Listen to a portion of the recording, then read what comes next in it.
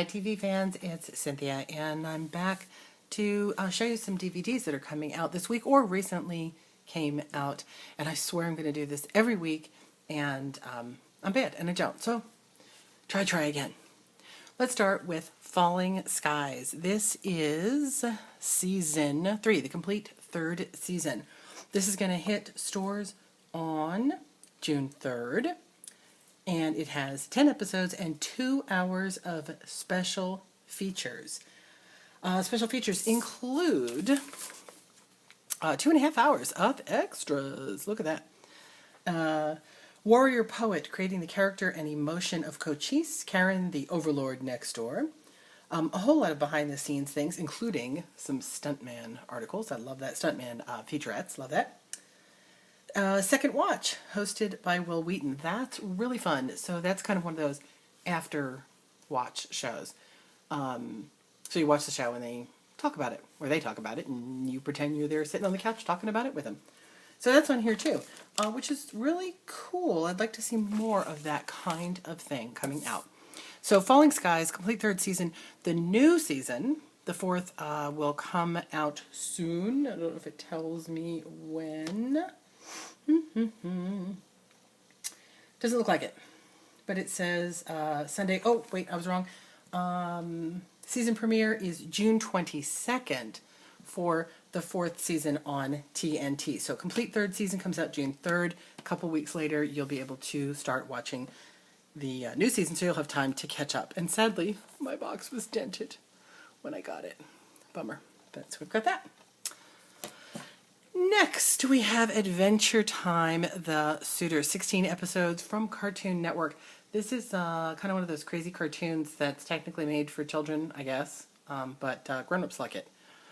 Maybe it's not made for children. I don't know. I'm not a good judge of that, I think. Special feature called Little Did You Know. So the art on this is just crazy cute, which is why I think it really resonates with everyone. And it's still sealed. You see, I haven't even watched it yet. 16 new episodes, and that, I think, I don't have the date, is either out this week or next week. Should be out very soon. Adventure Time, The Suitor. Now, this is something I wouldn't normally really have on my list, but you know what? It's so gosh darn cute. Sophia, Grace, and Rosie's Royal Adventure. If you live under a rock and you don't ever go on YouTube, so these two little girls, they're cousins, and one of them sang some song on YouTube, and it was adorable, and it went viral, and Ellen DeGeneres' people found it and said, "Oh, we should put them on Ellen's show," and they went on the show, and they were even more adorable, and so Ellen kind of took them under their wing and turned these guys into stars. They're kind of the Mary-Kate and Ashley Olsen, I guess, of modern television. So they don't have a TV show yet, which is surprising. Maybe it's probably in the works.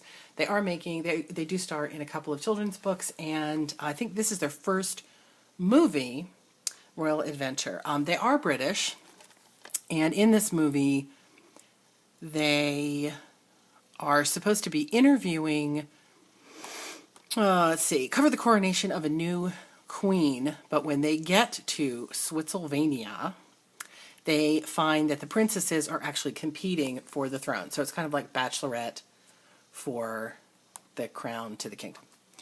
And so the girls get behind their favorite and try to help her win the crown. And there's a lot of behind-the-scenes stuff, Royal Music Jam, because of course these guys are all about singing, bloopers, which I think is kind of, I don't know, not that nice to show bloopers for children who are like 9 years old. But it says, uncover a funny compilation of the girls and the cast flubbing their lines and getting their giggles on the set. As if it wasn't already adorable enough. Same thing. So there we go. Includes bonus tea time with Sophia, Grace, and Rosie activity booklet.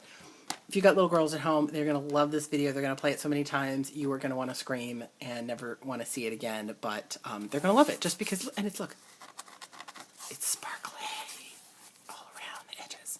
So very cool. It's like $12 too. What a deal. Next, we've got a blast from the past. The complete 1st season of Mayberry RFD.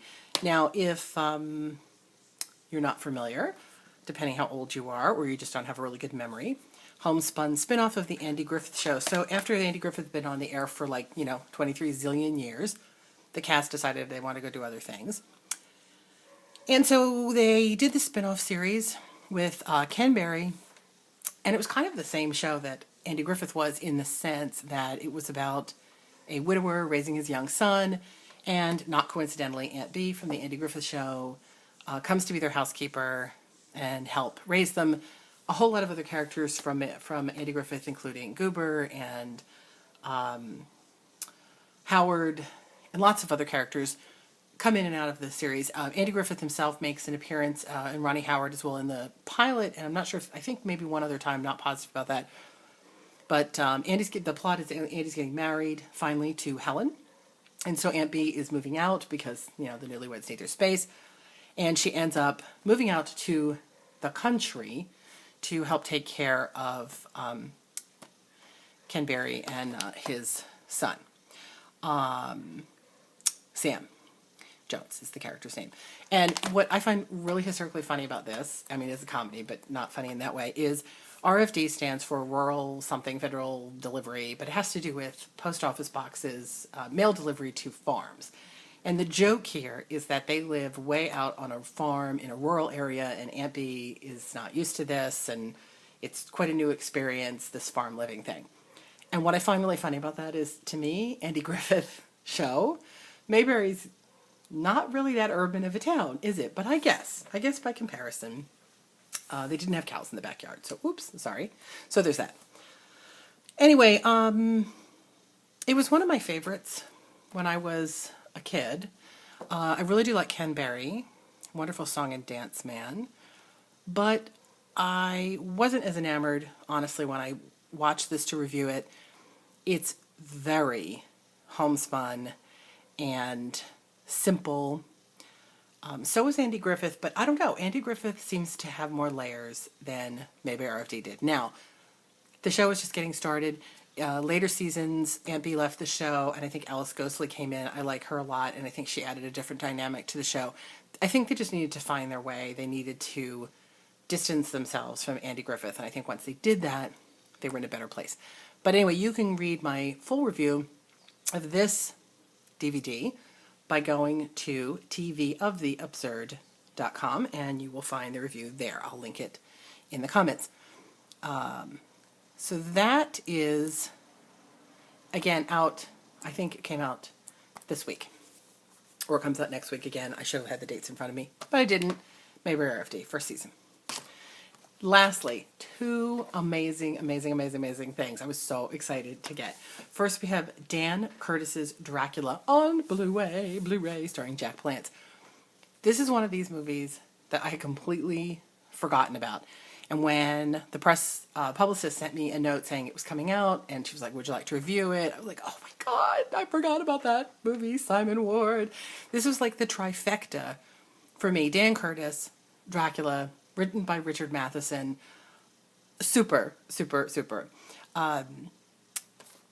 was from the 70s. Dan Curtis from Dark Shadows, in case you don't know. He was the creator of Dark Shadows. And this was a TV movie that was eventually released in the movies, I think, in Europe. I don't know if it was released here in the US, but it was a different kind of Dracula than we had been used to because it was really true to the book. Gorgeous photography, really excellent acting, storyline. I think if they could have made it longer or maybe had a little bit more budget, the storyline might have been more involved. It's a fairly simple storyline because they don't have a lot of time to develop it. But beautiful movie, very atmospheric, and a really nice early take on Dracula. Now, since they made this movie in the 70s, the book version of Dracula has become much more well known. But at the time, it was quite a departure from the Bela Lugosi Dracula that everyone was used to. So that, again, I'm so bad, comes out, I think, next week or the week after on DVD and Blu-ray. Again, I will link to the information in the blog. My review on this is not up yet, and it will be up soon. Oh, that's right, because this comes out on May 27th. So I'll have a review up by then. One more. Salems Lot. So this is not a new release in the sense that, nobody's ever seen it before. But what it is a re-release that is going to save you a ton of money. Because the movie was out of print. So this is the David Soul 70s era miniseries. And with James Mason and Lance Kerwin, super, super cast. This was out of print, and people were charging like $80, $100, I'm not joking, on Amazon if you could find a copy. It was going to cost you minimally $50 or more. And I was looking for it. I really wanted to see it again. I used to own it, but I get rid of things all the time. And since I've been back on the Starsky and Hutch David Soul kick, I really wanted to see it. And I go on Amazon and find that it was being re-released. Came out last week or the week before on DVD at a really reasonable, regular old, $16 DVD price. If you are a vampire fan, if you're a David Soul fan, you've probably already seen it. It's great. It's a great, great TV movie, which is not to say that it's take anything away from it, that it's a TV movie. It's really creepy. It's really suspenseful. It's beautifully shot. The guest cast in it is so fun, especially if you have been watching Starsky and Hutch lately. Every person in the cast of Salem's Lot was on Starsky and Hutch at some point. It's really funny. That's a blog post in and of itself. But super, super film. And again, I'm going to have a review of that up really soon. I promise. Oh, I lied. I have two last things to show you. Not coming out on DVD, but coming on TV. Heroes of Cosplay returns May 27th on Sci-Fi Tuesday, the same day that Dracula comes out. Love, love, love this show, and the new seasons are really fun. Looks like they're going to be spending a little more time with outside the conventions, like having the cosplayers meet up with people like John Dykstra and a guy who makes swords, who I'm sorry I can't remember his name, but he was cool. They're going to spend a little more time with professionals learning how to hone their craft. Fun show, Yaya Han, all these super cosplay kids. I love it. I really enjoy it. It's not a competition show. It's just more of a reality show where they follow these people around. They're in a competition every week at a convention, when they go to conventions. But it's not like an elimination show like Face Off or Jim Henson's Creature Shop, which I also adored. So Heroes of Cosplay returns Sci-Fi May 27th. And one last pitch. I know you're tired of listening to this whole video, but I got to say it. It's not a movie. It's not a TV show. It is John Sanford's Field of Prey, my absolute favorite author. Brand new book. Just came out about a week or so ago. This is his latest. I swear he's got 27 books in the series. They're almost all super. The first one's absolutely insanely gorgeous. Winter Prey, if you're looking for a cheap paperback you want to read to get started, Winter Prey is my favorite. New one, Field of Prey. John Sanford's the only author that I put on my Amazon. Send it to me as soon as it comes in. Don't even ask me the question. Just send it to me. And I'm reading away. I'm almost done. I'm actually purposely reading slow and budgeting my time on it because I don't want it to end. I want to be John Sanford when I grow up.